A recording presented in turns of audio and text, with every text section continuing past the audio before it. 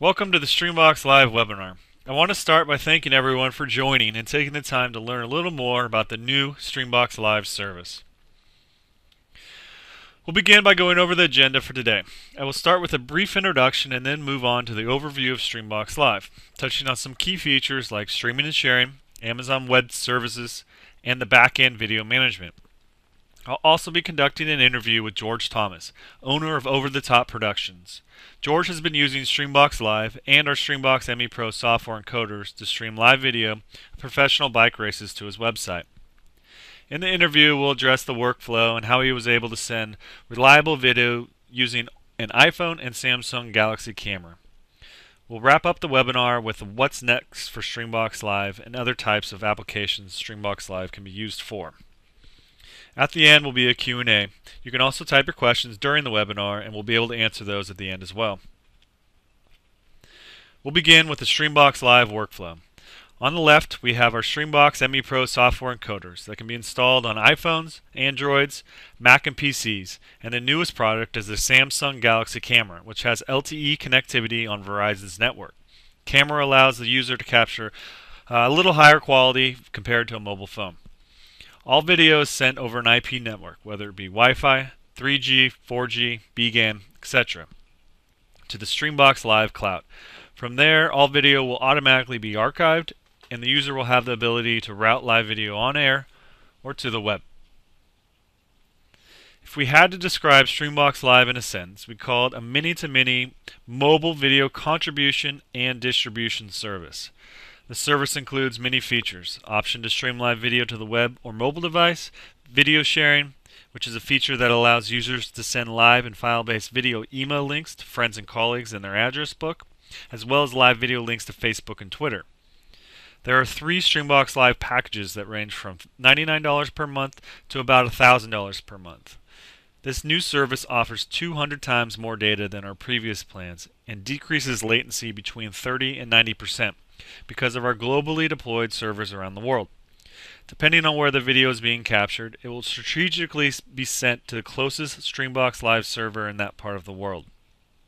We are also offering a free 1 GB trial of data. It's roughly about 2.5 viewing hours that can be downloaded on our website now. The Streambox Live service is really a 2-step process. First, you need to download a free Streambox ME Pro software encoder.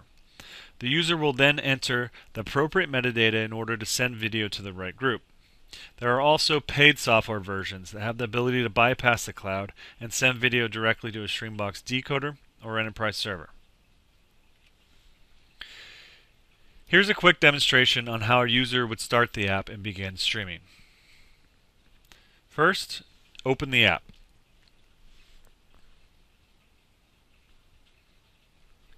The user would then want to select one of 3 preset options: talking head, reliable, custom.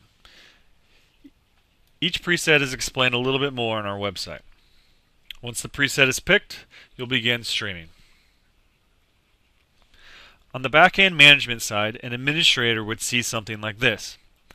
All incoming live video will be shown, with the ability to route the video live on air or view the incoming stream on a software decoder called Streambox Media Player. This could be used as a playout device or for confidence monitoring. Along the top, there are also other tabs that show archive video, which decoder you'd want to route video to, and others. Streambox Sharing is a new feature that allows users to send video links to Facebook, Twitter, or email contacts from a mobile phone's address book. The sharing feature will bypass the cloud, and recipients will click on the video link seen here.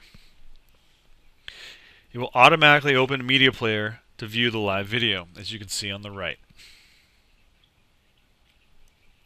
In our live streaming workflow, video is captured with our Streambox encoder devices and sent over any IP network to a Streambox cloud. After the stream is sent from the Streambox Live server, the stream is transcoded to a web-supported format and distributed using Amazon Web Services CloudFront CDN. This allows multiple devices to view the live stream on a web page. Our globally deployed Streambox Live servers are now installed on the Amazon Web Services platform in 6 different locations around the world. By decreasing the distance video will need to travel after being captured, we've reduced latency in some parts of the world up to 90%. I'm going to now bring in George Thomas from Over the Top Productions to talk a little bit about how he's using Streambox Live. Okay, I have George Thomas from Over the Top Productions joining the webinar now.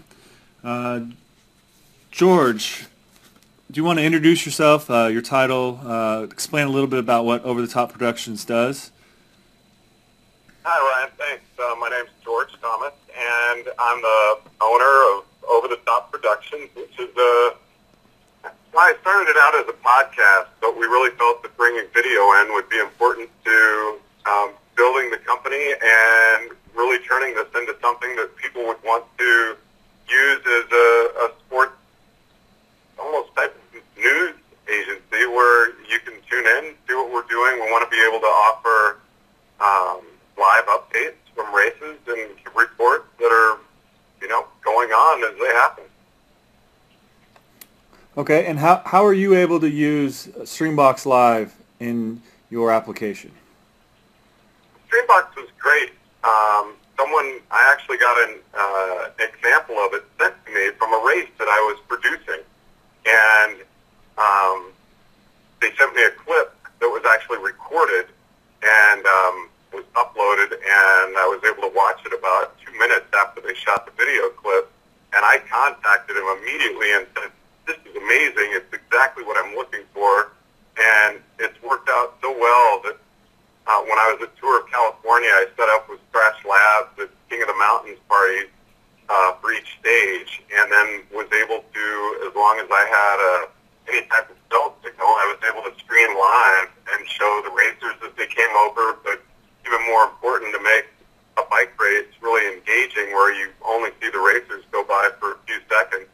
I was able to walk along and interview people that were just up there having fun, and worked so well that I was able to get into the follow car of Exergy during the women's time trial and stream live video from the follow car, and we just had live coverage of the women's time trial from the seat right behind the racer. What products were you using to capture video? I was using 2. I ran one of them right off my iPhone with an application to Streambox, and then the other was off Verizon, because I felt it was important to have both AT&T and Verizon when I was out on the road, because sometimes you've got good cell service with one and not with the other.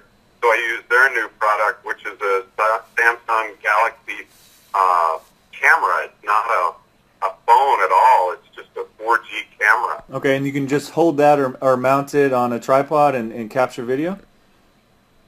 Yes, so most of the time I would walk along, and so I just had it handheld, and then I've done some streaming where I stayed static and went ahead and hooked it up to a tripod, and we were able to stream the image of what was going on, as well as bring people in front of the tripod and do interviews right there, and the sound quality's just been phenomenal. And then what we also really like about it is each shoot is archived, and so people who miss it have been able to go back in and watch the archive recording. What was the bandwidth that you were getting on the course? I've had as low as about 350, where signal is pretty weak. But over the weekend, I'm out here in Maryland covering another race, and over the last couple of days, every time I've done streaming, I've been around 1,900 to 2,000. And that's just on one 4G phone or Samsung camera? Yes. And what's the race in Maryland that you did? We're covering the finish of the Race Across America, which is a non-stop, coast-to-coast bicycle race that starts in Oceanside, California, and that finishes out here in Annapolis, Maryland. And you were capturing video of the finish line? Yeah, so what worked really well is that I'm the announcer for the race at the finish line, and then we set the camera up in front of the finish stage. We stream the racers as they came across the finish line, get all the crowd shots, and then I did an interview with the racers up on the stage. So we just pan the camera images of the event. And all video from these races are being streamed live to your website? Yep. All you have to do is click on the home page of the website, and we have a box there that says Powered by Streambox. And if you click in and our camera's up, you've got the image. How would you say that Streambox was able to help with this application where in the past you might not have been able to do it? It's actually been amazing. It's just a two-click touch on my phone to get into the image, accept the bit rate, and it's up and running. It just was really simple. You guys have been fantastic to work with, and you just made it easy. For somebody who is not very computer savvy, that's an overstatement already. And, I'm totally new to this type of thing and very comfortable with audio, not so much with video. And by making it so easy and accessible for me, you've just added a real element that I think is adding a lot of value to what I'm able to provide. Okay. Thanks, George. And you'll stick around and answer some questions at the end of the webinar if anyone wants to ask you anything? Absolutely. Happy to do it. All right. Thank you, George. Thanks, Ryan. I want to thank George again for joining us. What's next for Streambox Live? As I mentioned earlier in the webinar, a brand new feature debuted, allowing users to share live video to their Facebook and Twitter accounts. By touching the share button on the capture screen, users will be given the option to share video using email, Facebook, or Twitter. We'll also be debuting a new media player software decoder for mobile phones and tablets. This gives users the ability to capture and receive video from the same app on a mobile phone. This feature should be available sometime this summer. We'll now be concluding the PowerPoint portion of this webinar and opening it up to a Q&A session. Please feel free to ask George or myself any questions, and we'll be sure to get to everyone.